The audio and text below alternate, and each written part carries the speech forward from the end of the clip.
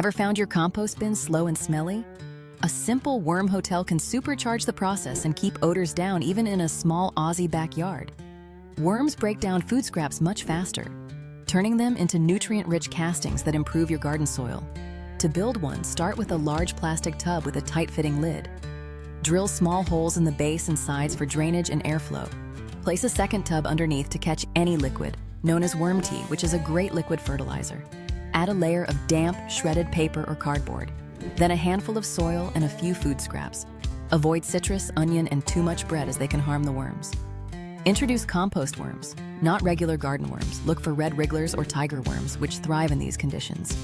Each week, add small amounts of chopped veggie scraps and cover with more damp paper to keep the environment balanced. Keep the hotel in a cool, shady spot to prevent overheating. Don't overfeed or let it get too wet.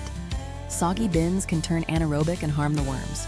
After a few months, you'll have rich worm castings and liquid fertilizer ready to boost your plants.